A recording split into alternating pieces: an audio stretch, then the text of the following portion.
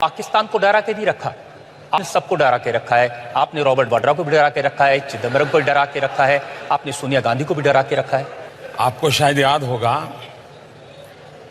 शायद 2014 में आपकी अदालत में ऐसा ही एक सवाल आपने मुझे पूछा। हाँ, मैंने पूछा था। तब मैंने कहा था बिल्कुल डरना चाहिए।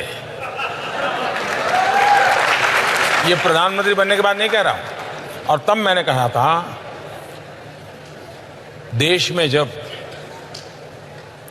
पापियों का डर खत्म हो जाता है, भ्रष्टाचारियों का डर खत्म हो जाता है, गलत करने वालों का डर खत्म हो जाता है, तो वो देश खत्म हो जाता है। देश के लिए आवश्यक होता है, जो आतंकवादी है, विघटनकारी है, उनको मेरी सेना का डर होना चाहिए, मेरे सुरक्षा बलों का डर होना चाहिए। जो भ्रष्ट आचरण करते हैं, बेईमानी करते हैं, उनको कानून का डर होना चाहिए। जो नीति विरुद्ध काम करते हैं, उनको नेक और नियत का डर होना चाहिए। और इसलिए ये डर अच्छा है, और ये डर अच्छे के लिए है, और ये डर अच्छों के लिए है। लेकिन ये जो आप कहते हैं कि ये विरोधी दल इकट्ठे हो गए, महामिलावट है, तो ये महामिलावट आपके डर से तो हुई, आपके डर से अखिलेश यादव और मायावती साथ आ गए। आप देखिए, ये सारे लोगों का जरा बराबर एक बार आप एक्सरे निकाल दीजिए। ये वंशवादी लोग हैं, ये सब ऐसे हैं, कोई बेल पर है, कोई कोर्ट के चक्कर काट रहा है, किसी पर कानून की तलवार, और मेरे कारण नहीं, मेरे पहले वाली सरकारों से है, कोई जेल में पड़े हैं, ये सारे लोग हैं। अब उनको ये लगता है कि भाई बचने का रास्ता मिल नहीं रहा है। एक ऐसा आदमी, इसको खरीदा नहीं जा सकता, इस आदमी को दबाया नहीं जा सकता, और ये तो सीधी लाइन में चलता है। अगर कानून में आप सही होगा तो आपको कोई नुकसान नहीं कर सकता, और आप गलत है तो कोई बचा नहीं सकता। ये उसूल पर चलने वाला इंसान है। जब तक इसको हटाएंगे नहीं, हमारा ये सारी मुसीबतों से मुक्ति नहीं होगी। वो देश के लिए उनको कोई परवाह नहीं है, उनकी अपनी मुसीबतों से बचने के लिए ये। अब महामिलावटियों का, अब उनको पता है डूब रहे हैं। उत्तर प्रदेश में एक योगी जी ने सब साफ कर दिया उनका। तो उनको लगा यार ये तो मोदी आ रहा है, वो तो योगी था, ये तो मोदी है, हाथ पकड़ो यार वरना मर जाएंगे। तो ये बचने के लिए, जैसे तिनका, ये हाथ पकड़ने के लिए बचने के लिए हाथ पकड़ने की कोशिश करते हैं। लेकिन उनका कैरेक्टर क्या है, थोड़ा सा भी उनको आभास हो जाए हाँ आप बच गए, तो तुरंत टांग पकड़ करके खींचते हैं, हाथ छोड़ देते हैं, टांग पकड़ते हैं। अब कांग्रेस के नेता तो ये कह रहे हैं कि प्रियंका गांधी की एडवांस एंट्री हो गई आपके डर की वजह से, मोदी वापस आ जाएगा। डर अच्छा है, लेकिन एक आदमी ऐसा है जो कहते हैं कि मैं मोदी से नहीं डरता। वो एक डायलॉग है ना, राहुल, नाम तो सुना होगा आपने। वो कहते हैं कि मोदी जी मेरे सामने ठहर नहीं सकते।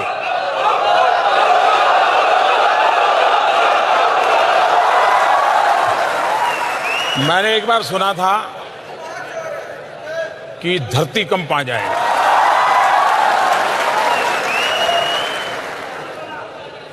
तो मैं उस दिन पूरा दिन पार्लियामेंट में बैठा। मैंने कहा हो सकता है घंटे के बाद आए, 2 घंटे के बाद आए। बड़ा इंतजार किया जी, नहीं आए। अब उनके भाषण हम रोज सुनते हैं, रोज भाषण में ये कहते हैं, देखा मोदी डर गए, देखा मोदी जी का चेहरा छोटा हो गया, देखा मोदी जी मुस्कुरा नहीं रहे। अगर कोई मेरे लिए इतना समय निकालता है तो अच्छी बात है।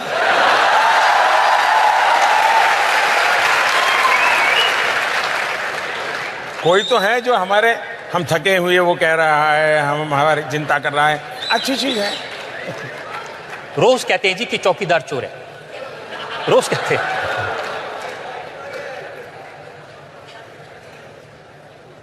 आप बताइए,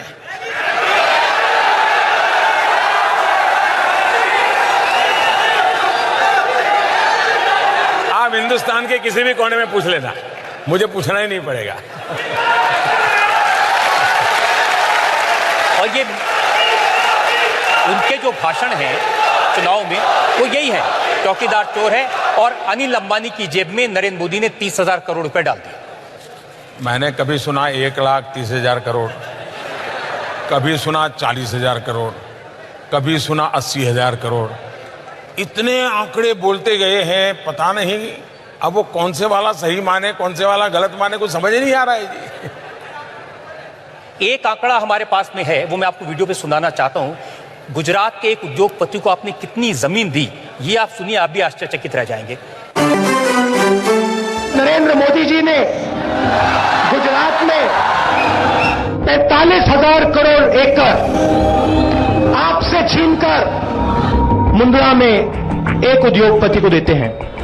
मोदी जी की जमीन नहीं थी, गुजरात के किसानों की, गुजरात के गरीब लोगों की, गुजरात के आदिवासियों की जमीन थी।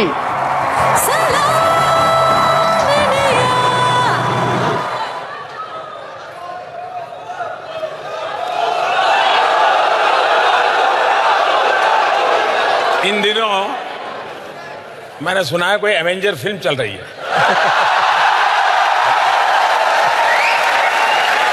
और कहते हैं कि भिन्न भिन्न ग्रहों के लोग उसमें शामिल होते हैं। हो सकता है कि जो एवेंजर फिल्म वाला स्क्रिप्ट राइटर होगा ना, उसने जब दुनिया के ब्रह्मांड के सभी लोग की साइज क्या है वो अपने स्क्रिप्ट के लिए शायद लिखा होगा आंकड़ा, वो शायद इनकी टोली में आ गया होगा।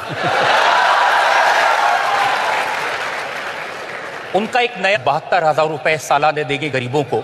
उनके गुरु को मीडिया वालों ने पूछा तो गुरु ने कहा कि मिडिल क्लास सेल्फिश हैं, मिडिल क्लास स्वार्थी हैं, हम मिडिल क्लास पर टैक्स लगाएंगे, मिडिल क्लास से पैसे निकालेंगे और उस पैसों से हम ये योजनाएं चलाएंगे।